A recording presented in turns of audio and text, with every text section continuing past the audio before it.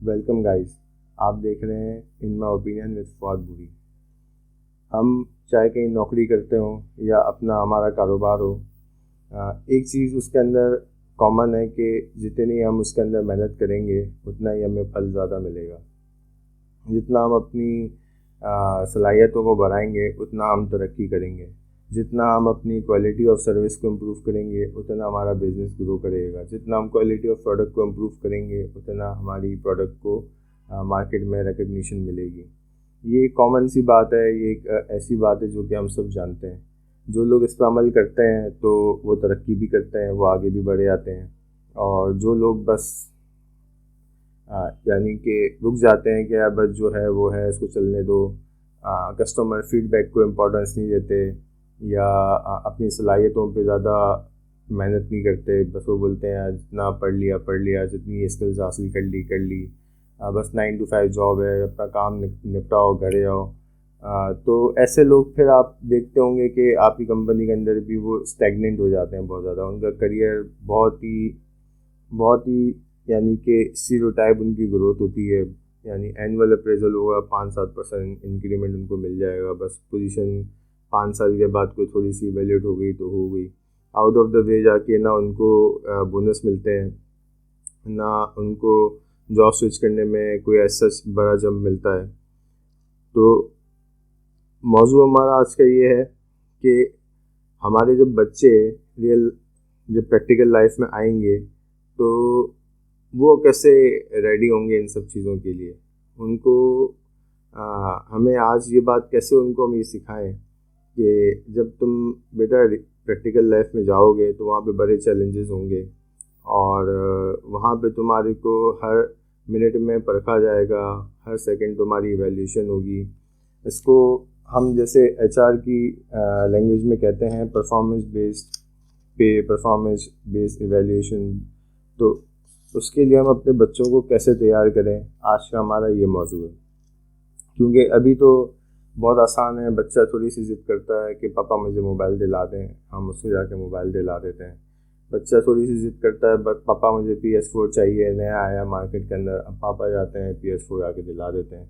अभी थोड़े दिनों पहले PS5 लॉन्च हुआ तो मेरा जो भांजा है वो ज़िद करने लगा मेरी बहन से। तो मेरी बहन ने क्या किया, उसने बोला यार कि तुम जब अभी तुम्हारे एग्ज़ाम्स होने वाले हैं ना, अगर उसके अंदर तुम आउट परफॉर्म करोगे, यानी तुम्हारा जो स्कोर आ रहा है मुसलसल, उससे थोड़ा सा बेहतर अगर रिज़ल्ट आएगा, यानी अगर तुम ए ला रहे हो, तुम्हें A+ लेकर आना है और तुम्हारा कम से कम 85% या इससे ऊपर का स्कोर होगा तो मैं डेफिनेटली तुम्हें PS5 दिलाऊंगी, अदरवाइज़ तुम्हारे को PS5 मैं नहीं दिला सकती।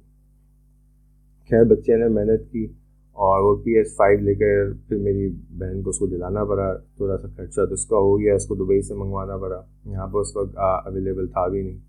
फिर उसके अंदर एक कंट्रोलर शॉर्ट था, यानी कि वो डब्बे के साथ एक ही कंट्रोलर देते हैं तो दूसरा कंट्रोलर अब कहाँ से वो अरेंज करेगा। तो मेरे पास फ़ोन आ गया, मामू मुझे जो नहीं वो PS5 का कंट्रोलर चाहिए। मैं ठीक है भाई, मिल जाएगा PS5 का कंट्रोलर।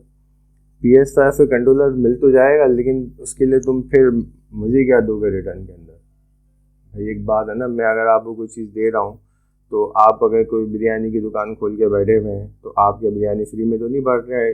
अल्लाह माशाल्लाह, अगर ऐसे बहुत कम लोग हैं जो कि अल्लाह की रज़ा के लिए फी सबिलिल्लाह लोगों को खाना खिलाते हैं, उनकी बात नहीं कर रहा, कोई NGO सर्विस की बात नहीं कर रहा। कमर्शियल अगर हम देखें तो बिरयानी की प्लेट कोई किसी को फ्री में नहीं देता। आप किसी खिलौने की दुकान पे चले जाएं तो वो आप खिलौना उससे मांगेंगे, वो आपको बोलेगा भाई ये इतने का खिलौना है, इतने पैसे हैं, नेगोशिएट आप कर लेंगे, शायद 1000 रुपये की चीज़ आपको 800 रुपये में मिल जाए, लेकिन फ्री में तो कोई चीज़ नहीं देगा ना। इसी तरह मैंने अपने भतीजे से ये कहा कि भाई तुम्हें अगर PS5 चाहिए उसका कंट्रोलर, तो तुम मुझे क्या दोगे बदले में। 12 साल का है वो, ज़्यादा उसकी उम्र नहीं है, लेकिन उसकी तरबियत करनी थी, उसको सिखाना था कि कोई भी चीज़ लाइफ में प्लेट में रख के नहीं मिल जाती, ठीक है ना। फ्री कुछ भी नहीं है, नथिंग कम्स फॉर फ्री, सही ना। There are no free lunches, आपने सुना होगा। तो तरबियत करनी थी, तरबियत की नीयत थी, तरबियत की नीयत से हमने उसको एक डील बनाने की कोशिश की। मैंने कहा यार तुम मुझे बदले में क्या दोगे, तो वो कहता मामू आप बताएं क्या करूं मैं, क्या मतलब आप मुझे कंट्रोलर दिला दें। मैंने यार ये 15 बुक्स हैं जो मैं तुम्हें दूंगा, ये 15 नावल है, जिसके अंदर कुछ छोटे नावल थे और कुछ हार्डी बॉयज़ के नावल थे। एक विल सॉल्वेट के 5 नावल्स थे और फिर हार्डी बॉयज़ के कोई 10 नावल्स थे। उन 10 नावल्स के अंदर यानी वो स्टोरीज़ होती हैं, हर बुक के अंदर 4-4 5-5 स्टोरीज़ होती हैं, अच्छी हैं बच्चों के लिए, रीडेबल हैं और मेरे ख्याल से इजी टू अंडरस्टैंड है, बच्चे उसको बड़ी आसानी से पढ़ लेते हैं। 12-14 साल के बच्चों के लिए कोई इशू नहीं है। तो उसने बोला ठीक है मामू, अब मैं बुक्स पढ़ूँगा। मैंने बोला मुझे इसकी समरी चाहिए होंगी, वो आप मुझे व्हाट्सएप पे इसकी समरी बना के भेजेंगे। तो अब ऐसा ही हुआ, लेकिन ये कि मैंने पहले उसको PS5 दिला दिया कंट्रोलर, और अब वो समरीज मुझे भेज रहे हैं। कहने का मकसद ये है कि हमें अपने बच्चों को कल को जब वो प्रैक्टिकल लाइफ में जाएंगे और दुनिया से उनका सामना होगा और ऐसे लोगों से भी उनका वास्ता पड़ेगा जो कि उनका फ़ायदा उठाने की कोशिश करेंगे, तो हमें उनको इस वक्त के लिए रेडी करना है। होता क्या है कि हम बच्चों को प्रिपेयर नहीं करते हैं। जब हम प्रिपेयर नहीं करते बच्चों को, तो उससे एक बहुत बड़ा नुकसान ये होता है कि बच्चे जब प्रैक्टिकल लाइफ में आते हैं उनको समझ में ही नहीं आता यार हम शुरू कहाँ से करें। उनमें इतना कॉन्फिडेंस ही नहीं होता कि वो नेगोशिएट करें, और उनको बचपन से ही लग रहा होता है यार कि ये तो कोई मसला ही नहीं था। मतलब थोड़ा सा आपने पापा को पुश किया, पापा ने आपको जाके ये चीज़ दिला दी, थोड़ा सा और तो मम्मा को पुश किया, मम्मा ने लाड चाक में आपको ये कर दिया।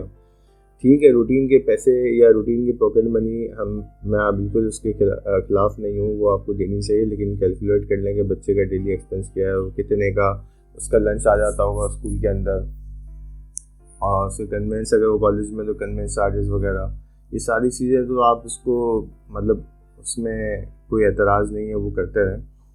बात हो रही है अगर उसको कोई हट की चीज़ चाहिए, यानी अगर उसको कोई बोनस आइटम चाहिए, तो bonus comes with an extra effort and it should be like that always.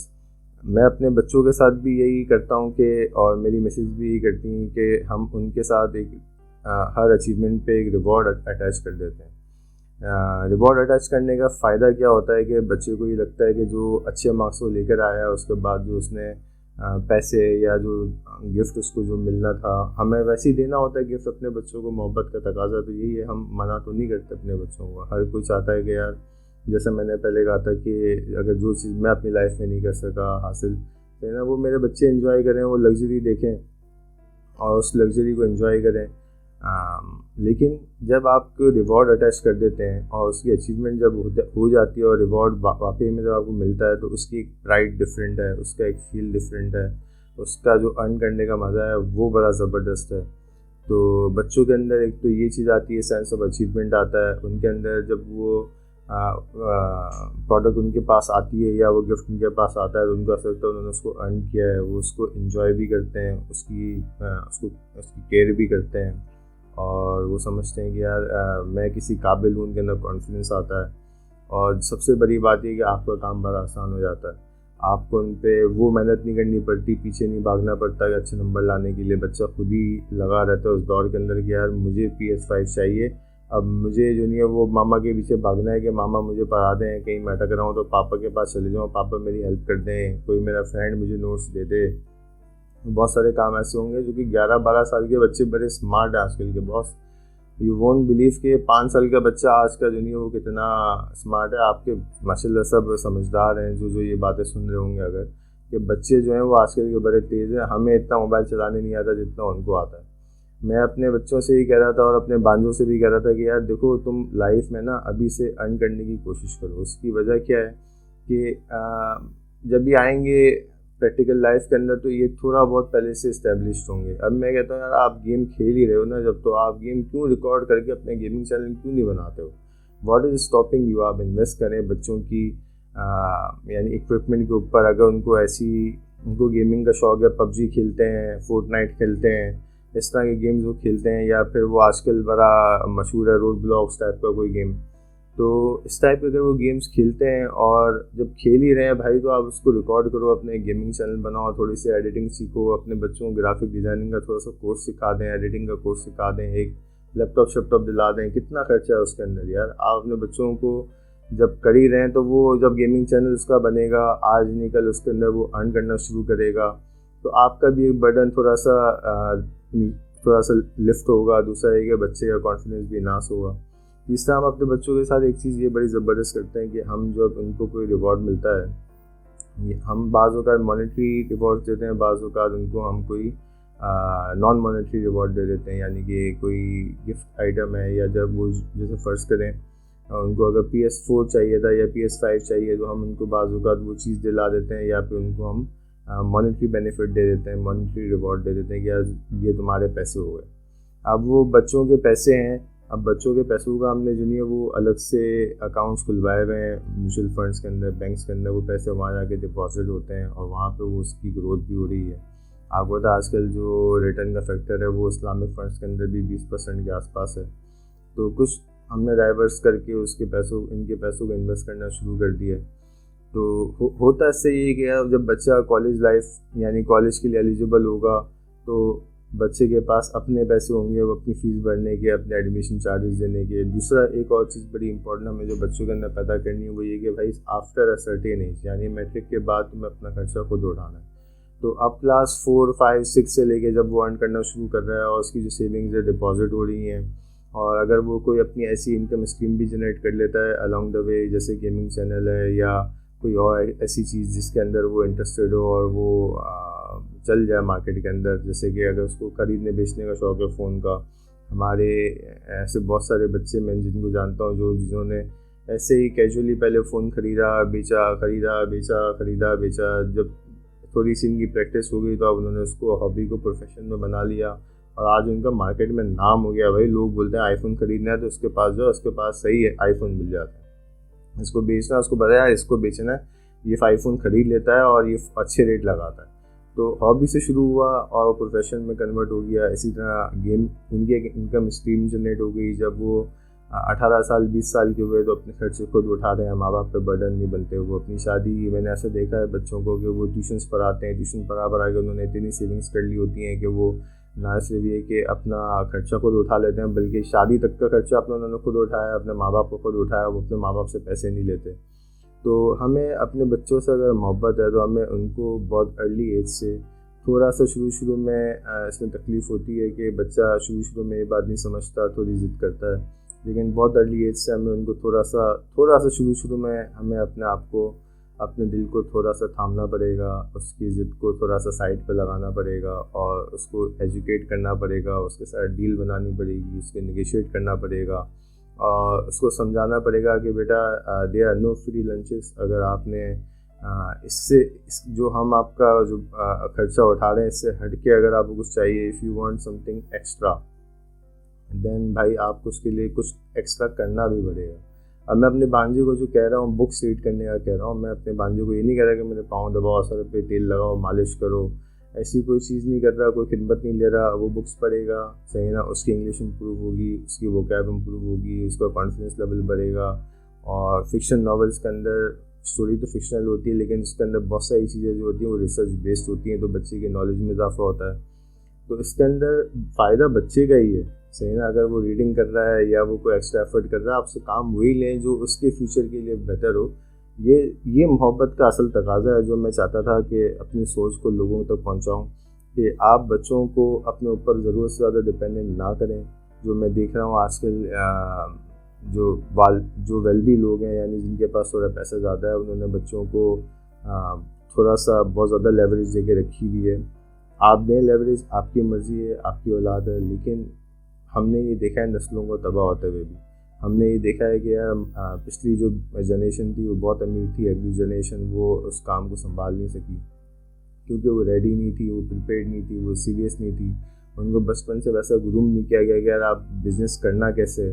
ये तो बच्चों को होता है कि यार मैं बड़ा हो गया, बाप का कारोबार संभालूंगा, लेकिन उसको कारोबार करने ही नहीं आता अगर, तो वो संभालेगा कैसे, वो कारोबार का बेड़ा गर्क करेगा और उसको पैसे की कदर नहीं होगी तो पैसे की भी ऐसी की तैसी फेरेगा, यानी कि उन जगहों पर इस्तेमाल करेगा जहाँ पर इस्तेमाल करने की ज़रूरत नहीं है, फजूल खर्ची करेगा। तो जब आप रिवॉर्ड बेस्ड एक परफॉर्मेंस बेस्ड सिस्टम इंट्रोड्यूस कराते हैं तो कुछ लोग कहते हैं यार ये तो ऐसा है जैसे बच्चे को ब्राइब कर रहे हैं, आपकी अपनी औलाद है, कोई आपका नौकर तो नहीं है, अरे हम कोई गुलाम तो नहीं है, जो आपने सुना भी होगा, बड़ा फेमस जुमला है। ऐसी कोई बात नहीं है बॉस, ठीक है ना, ये दुनिया का दस्तूर है और आगे जाके इनके साथ यही होना है, तो बेहतर ये कि आज से इनकी प्रैक्टिस हो।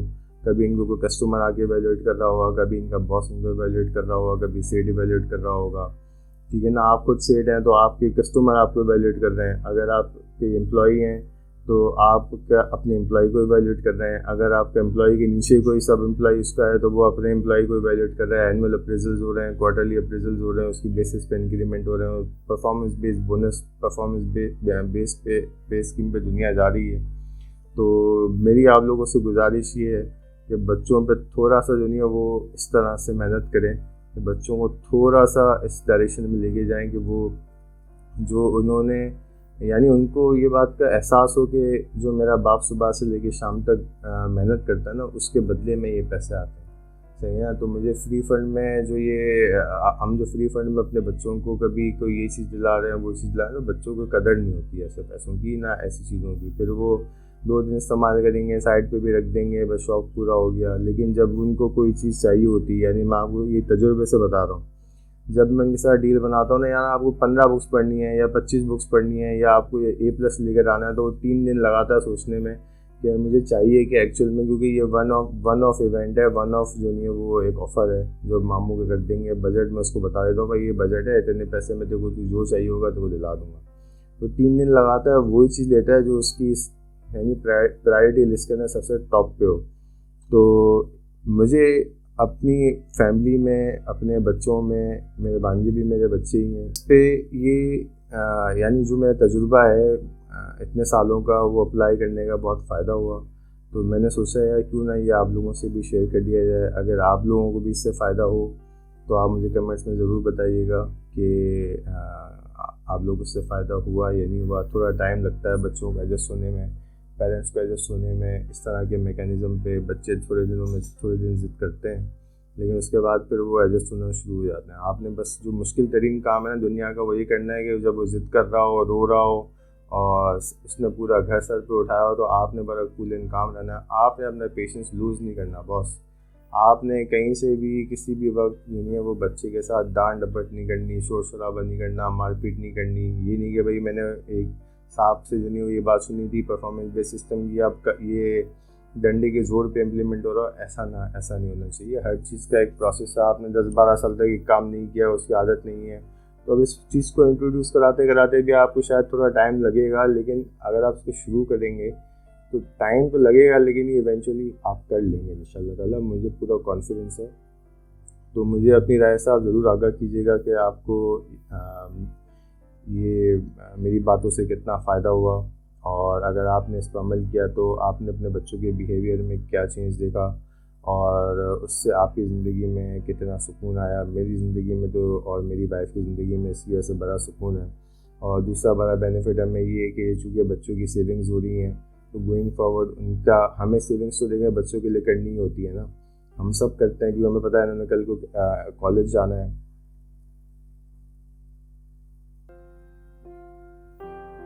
यूनिवर्सिटी जाना है, उसकी फीसेस भरनी है, तो हम सब सेविंग तो साइड में कर ही रहे होते हैं, अपने लिए कम कर रहे होते हैं, अपने बच्चों के लिए ज़्यादा कर रहे होते हैं। इसी तरह टूर्स को अगर आप प्लान कर रहे हैं तो वो जो सेविंग्स हैं वो बच्चों की, वो उनका समझ लें जब वो कॉलेज जाएंगे, यूनिवर्सिटी जाएंगे, तो वो सेविंग्स उनको वहाँ पे काम है, ठीक है ना। या उनको अपना छोटा मोटा सेटअप कोई डालना होगा किसी बिजनेस में या कोई प्रोडक्ट खरीदने बेचने में, तो वो सेविंग्स उनको वहाँ पे काम आएंगे भाई। वो आपने इस्तेमाल नहीं करनी, ये बात आप याद रखिएगा। वो बच्चों के पैसे हैं, उनको आपने छेड़ना नहीं है। तो ये लंबी चौड़ी डिस्कशन हो गई। मेरा इरादा था 2-3 मिनट बात करने का, लेकिन बस बोलना शुरू किया तो बोलते ही चले गए। आपको पसंद आया तो ज़रूर बताइएगा। आपकी दुआओं का तलबगार।